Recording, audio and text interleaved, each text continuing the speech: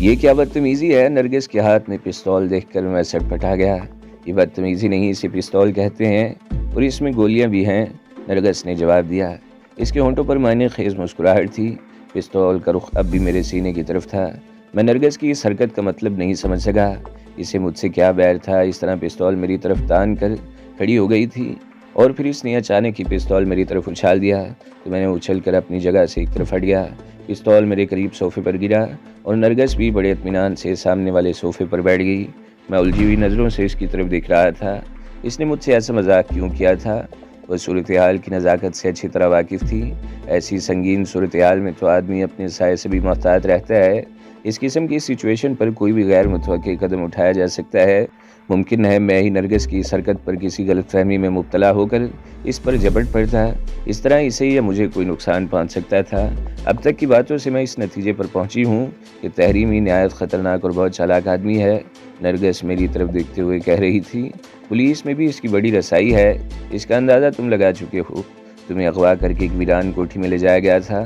اگر ٹیڈی پر وقت وہاں نہ پہنچا ہوتا تو رضیہ جو تمہارا حشر کرتی، اس کا اندازہ تم لگا سکتے ہو، لیکن تمہیں اس کے شکنجے سے نجات مل گئی، اور بعد میں اس کیس کو جو رنگ دیا گیا اس سے تم واقف ہو، اور یہ سب کچھ پولیس کی ملی بھگت سے ہوا ہے۔ اسے تم تحریمی کے تعلقات کا ثمر کہہ سکتے ہو، اور اس قسم کے تعلقات پیسے کے بغیر استعمال نہیں ہوتے۔ سرکاری مشینری اپنے فرائض بھول کر جرائم پیشہ لوگوں کا ساتھ دینے لگے تو سمجھ لینا چاہیے کہ پیسہ پانی کی طرح بہایا گیا ہے۔ میں تمہاری اس لمبی چوڑی تقریر کا مطلب نہیں سمجھ سکا، میں نے بدستور الجھی ہوئی نظروں سے اس کی طرف دیکھتے ہوئے کہا۔ میرے احمق ہو، نرگس بولی، تم کم از کم 10-15 منٹ تک فون پر تحریمی سے بات کرتے رہے ہو۔ اتنی دیر میں آسانی سے معلوم کیا جا سکتا ہے کہ اس نمبر پر یہ کال کہاں سے کی گئی ہے۔ گو کہ ٹیلی فون ایکسچینج کا عملہ کسی صارف کو ایسی معلومات فراہم کرنے کا پابند نہیں، لیکن پیسے میں بڑی طاقت ہے، اور اس کا تمہیں اچھی طرح اندازہ ہے۔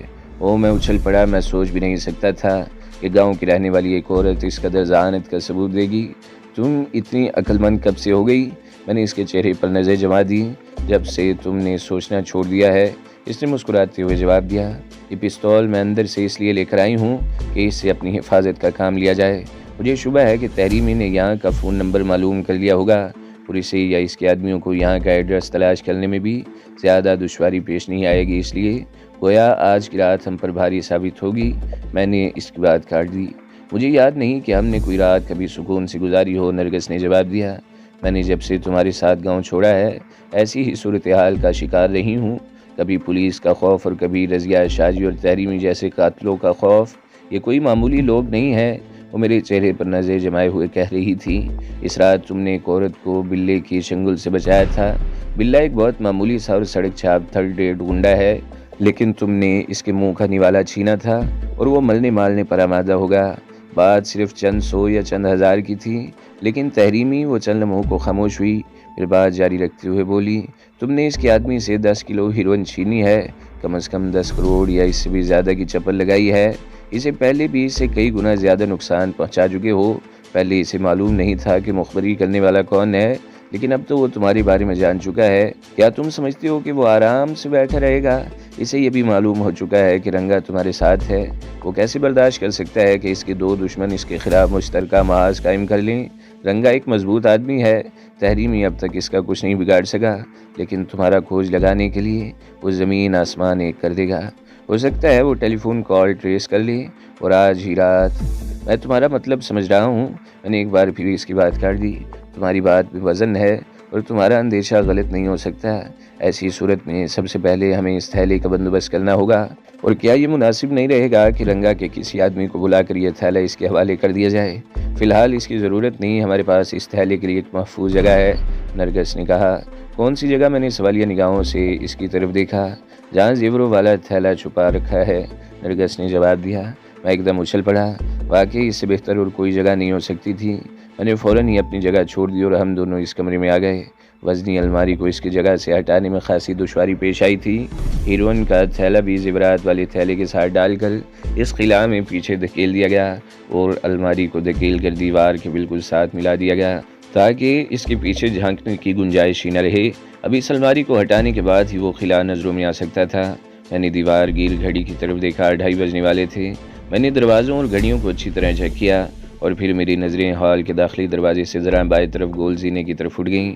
چھت پر جانے کے لیے باہر سے سیڑھیاں نہیں تھیں، اندر سے یہ گول زینہ تھا۔ برآمدے کے اوپر بھی ایک کمرہ تھا اور یہ گول زینہ اس کمرے میں ہی جاتا تھا۔ اس کمرے کے آگے کھلی چھت تھی جس کے کونے میں کنکریٹ کا تقریباً 6 فٹ اونچا پانی کا ٹینک بنا ہوا تھا۔ 1 فٹ اونچے کنکریٹ کے پلرز تھے اور اس کے اوپر یہ ٹینک بنایا گیا تھا۔ نیچے والے دروازے اور کھڑکیاں چیک کرنے کے بعد میں گول زینے سے اوپر آ گیا۔ کمرے کا بیرونی دروازہ کھول کر چھت پر ادھر ادھر دیکھا اور دروازہ بند کر کے بورڈ چڑھا دیا اور نیچے آ گیا۔ تمام بتیاں بجھا کر میں بیڈ روم میں آ گیا جہاں نرگس شب خوابی کا لباس پہن چکی تھی۔ نرگس کچھ زیادہ ہی ماڈرن ہو گئی تھی۔ وہ گاؤں میں تھی تو ایک ہی جوڑا کئی روز تک پہنے رکھتی تھی۔ میرے ساتھ قصور سے لاہور شہر آئی تو رضیہ کے ساتھ اس کی کوٹھی میں رہتے ہوئے اسے بھی شہر کی ہوا لگنے لگی تھی۔ وہ کئی روز تک رضیہ ہی کے کپڑے پہنتی رہی۔ پھر رضیہ ہی نے اس کے لیے کچھ ماڈرن تراش کے ملبوسات خریدے تھے۔ اسے ساڑی پہننا بھی رضیہ ہی نے سکھایا تھا۔ وہ لاہور میں بھی ساڑی استعمال کرتی تھی اور کراچی آنے کے بعد تو اکثر ساڑی ہی پہنا کرتی تھی۔ چند روز پہلے ہی اس نے صدر سے 2-3 ساڑیاں خریدی تھیں اور بہت مہین کپڑے کا شب خوابی کا یہ لباس اس نے زینب مارکیٹ سے خریدا تھا۔ پستول میرے ہاتھ میں تھا۔ میں نے اسے تکیے کے نیچے رکھا اور بیڈ کی پشت سے ٹیک لگا کر نیم دراز ہو گیا۔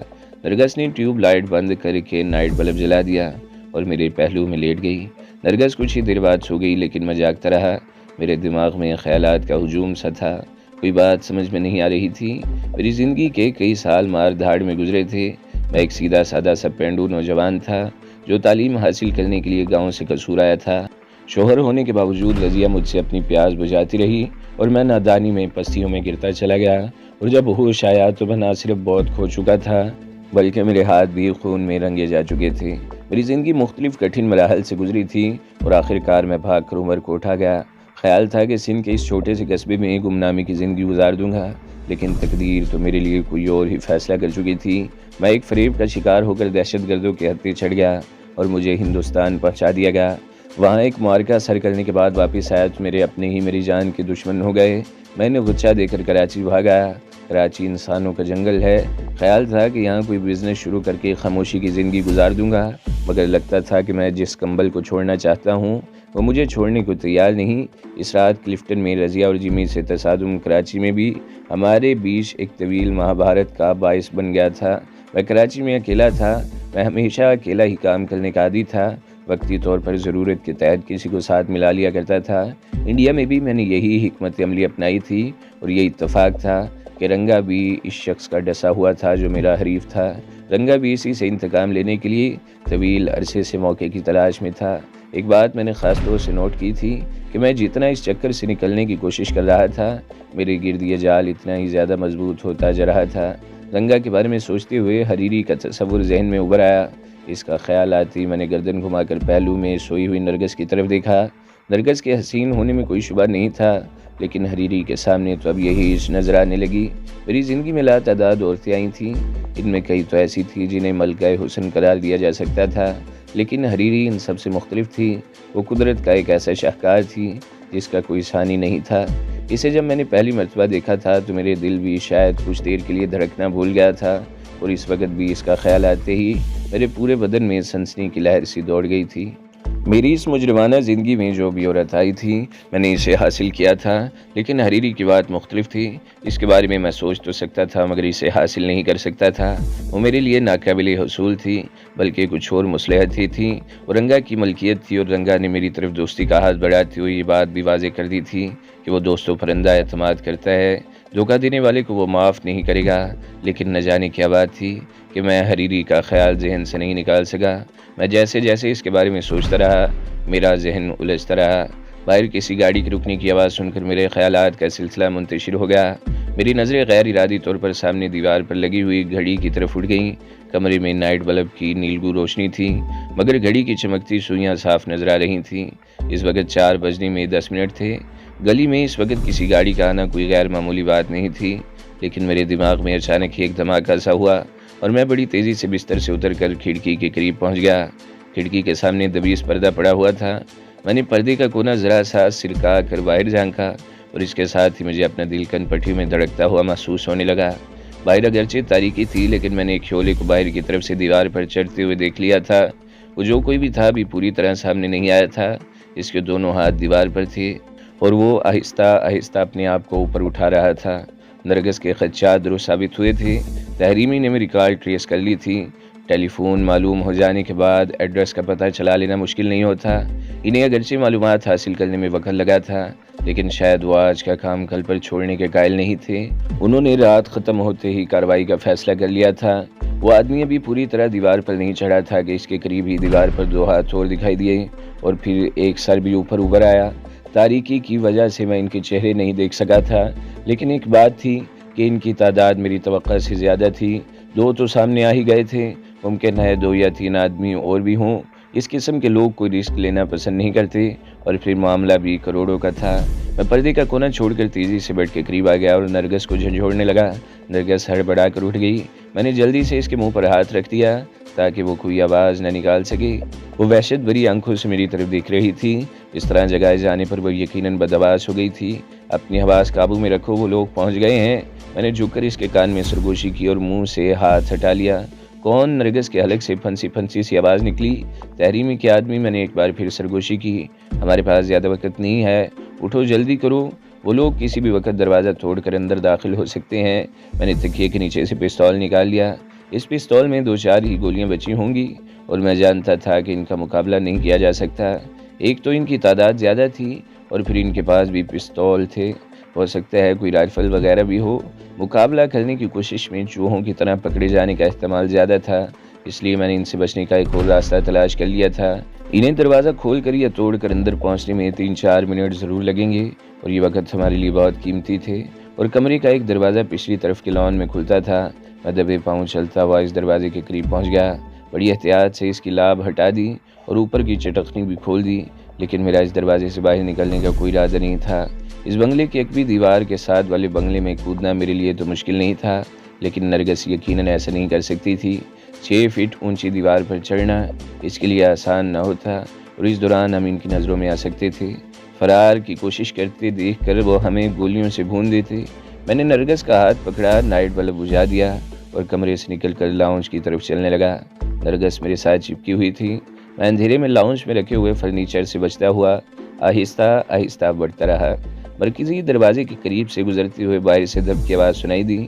میں ٹٹولتا ہوا گول زینے کے قریب پہنچ گیا۔ آہستہ آہستہ اوپر چڑھتی رہو، کوئی آواز پیدا نہ ہونے پائے۔ میں نے نرگس کے کان سے منہ لگا کر سرگوشی کی۔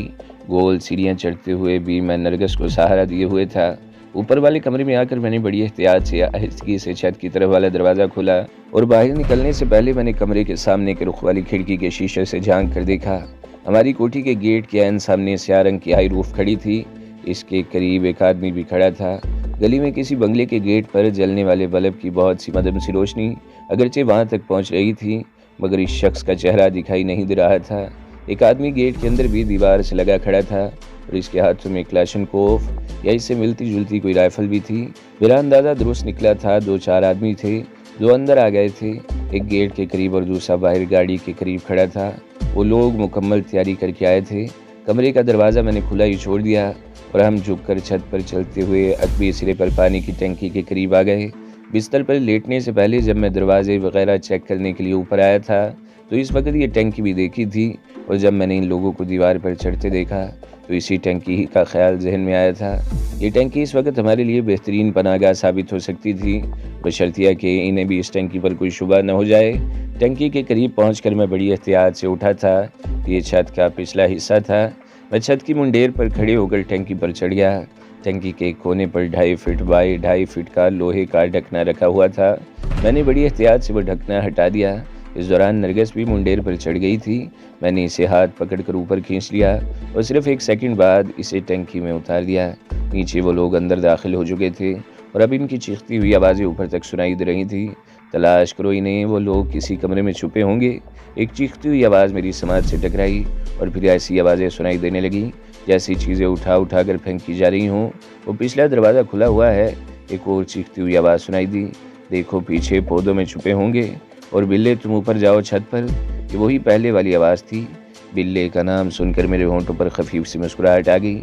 ڈیڈی نے اس روز ٹھیک ہی کہا تھا، یہ گنڈے اور بدماش بظاہر ایک دوسرے سے الگ الگ تھے، لیکن در حقیقت ایک ہی تھیلی کے چٹے بٹے تھے۔ میں بڑی آہستگی سے ٹینکی میں اتر گیا اور کنکریٹ کا ڈھکنا احتیاط سے کھینچ لیا، لیکن میں نے ڈھکنا پوری طرح بند نہیں کیا۔ ہوا کی آمد و رفت کے لیے آدھا انچ کے قریب خلا چھوڑ دیا۔ پانی ہماری کمر کے برابر تھا۔ نرگس میرے ساتھ تھی۔ میں اسے سانس لیتا ہوا آہستہ آہستہ پیچھے ہٹتا گیا تاکہ اگر اوپر سے ڈھکنا کھول کر دیکھنے کی کوشش کی جائے تو ہم نظر نہ آ سکیں۔ یہ میں آپ کو بتانا بھول گیا کہ ٹنکی میں لاتعداد کاکروچ بھرے ہوئے تھے۔ جب میں نے ڈھکنا اٹھایا تو کئی کاکروچ میرے ہاتھوں پر چڑھ گئے۔ مجھے اندیشہ تھا کہ نرگس کسی کاکروچ کو اپنے بدن پر رینگتے پا کر چیخ اٹھے گی۔ کاکروچ اور چھپکلی یہ وہ بے ضرر مخلوق ہیں جو گھروں میں عام طور پر پائی جاتی ہیں اور عورتیں انہیں دیکھ کر بے اختیار چیخ اٹھتی ہیں، لیکن یہ اتفاق تھا کہ نرگس ابھی تک کسی کاکروچ کی زد سے بچی ہوئی تھی۔ میں پچھلی دیوار سے بھی چند انچ دور ہی رہا تھا تاکہ وہاں سے کوئی کاکروچ نرگس پر نہ چڑھ جائے۔ چھت پر اب بھاری قدموں کی آوازیں سنائی دے رہی تھیں۔ وہ دو آدمی تھے، ان میں سے ایک تیز تیز قدم اٹھاتا ہوا ٹنکی کے قریب آ گیا اور اسی وقت وہی ہوا جس کا مجھے اندیشہ تھا۔ پانی میں تیرتا ہوا ایک کاکروچ نرگس کے کاندھے پر پہنچ گیا۔ نرگس کے منہ سے عجیب سی آواز خارج ہونے لگی۔ میں نے فوراً اس کے منہ پر ہاتھ رکھ دیا۔ وہ مجھ سے لپٹ کر تھر تھر کانپنے لگی۔ میں نے ایک ہاتھ اس کا منہ دبائے رکھا اور دوسرا ہاتھ اس کی کمر پر لپیٹ کر اسے سختی سے اپنی گرفت میں لے لیا۔ ہم دونوں میں سے کسی کی حرکت سے پانی بھی حرکت کرتا اور یہ معمولی سی آواز بھی ان لوگوں کو متوجہ کر سکتی تھی۔ قدموں کی وہ آواز ٹنکی کے آس پاس سنائی دیتی رہی اور پھر اس شخص نے شاید منڈیر پر جھک کر کسی سے کہا تھا، یہاں کوئی نہیں ہے، ٹھیک ہے تم لوگ نیچے آ جاؤ۔ اکبی لان سے جواب ملا۔ وہ شاید اکبی دیوار سے پچھلے بنگلے میں کود گیا ہے۔ چھت پر موجود دونوں آدمی تیز تیز قدم اٹھاتے ہوئے واپس چلے گئے۔ قدموں کی آواز معدوم ہونے کے بعد ہی میں نے نرگس کے منہ سے ہاتھ ہٹایا تھا۔ اس کے منہ سے سانس اس طرح خارج ہوا جیسے غبارے سے ہوا نکل گئی ہو۔ میرے جسم پر کچھ چل رہا ہے۔ سانپ، اس کی تھرتھراتی ہوئی خوفزدہ سی آواز میری سماعت سے ٹکرائی۔ کوئی سانپ وانپ نہیں ہے، میں نے سرگوشی کی۔ کاکروچ ہے، تمہیں کھا نہیں جائیں گے؟ کاکروچ؟ اس سے پہلے کہ نرگس کے منہ سے چیخ نکلتی میں نے ایک بار پھر اس کا منہ دبا دیا۔ وہ تھر تھر کانپنے لگی۔ کاکروچ شاید اس کے لیے سانپ سے زیادہ خطرناک تھا۔ کاکروچ تمہیں کچھ نہیں کہیں گے، لیکن ان لوگوں کو اگر یہاں ہماری موجودگی کا پتہ چل گیا، پانی کی یہ ٹنکی ہمارا مقبرہ بن جائے گی۔ خاموشی سے کھڑی رہو، میں نے سرگوشی میں کہا۔ اسی لمحے دھپ دھپ کی آوازیں سن کر میں چونک گیا اور پھر دوسرے بنگلے سے بچوں اور عورتوں کی چیخنے کی آوازیں سنائی دینے لگیں۔ وہ لوگ ہماری تلاش میں دوسرے بنگلے میں کود گئے تھے، لیکن چند منٹ بعد ہی چیخنے کی آواز خاموشی میں ڈوب گئی۔ دو آدمی اس بنگلے میں کودے تھے، وہ آ گئے تھے۔ میں نہیں جانتا تھا انہوں نے اس کوٹھی کے مکینوں کو کس طرح خاموش یا مطمئن کیا ہوگا۔ 15-20 منٹ گزر گئے۔ نیچے سے آوازیں سنائی دیتی رہیں۔ ٹنکی کا پانی ٹھنڈا تھا اور نرگس سردی سے تھر تھر کانپ رہی تھی، اس کے دانت بجنے لگے تھے۔ اور پھر ایک آواز سن کر میں چونک گیا۔ پلے تم یہیں رکو گے، وہ شخص کہہ رہا تھا۔ وہ حرامی یہاں سے بھاگ گیا ہے، اس کے واپس آنے کی امید نہیں ہے، لیکن احتیاطاً تم صبح تک یہیں رہو گے، ہو سکتا ہے وہ کسی وقت پلٹ آئے۔ اگر وہ آ گیا تو زندہ نہیں بچے گا باس۔ یہ بلے کی آواز تھی۔ وہ مجھے زندہ چاہیے، پہلی آواز نے گراتے ہوئے کہا۔ اگر وہ تمہارے ہاتھوں مر گیا تو تحریمی تمہاری کھال بھی ادھیڑ دے گا۔ سمجھ گیا باس، بلے کی آواز سنائی دی۔ اسے میں اس قابل رکھوں گا کہ تحریمی کے سوالوں کے جواب دے سکے۔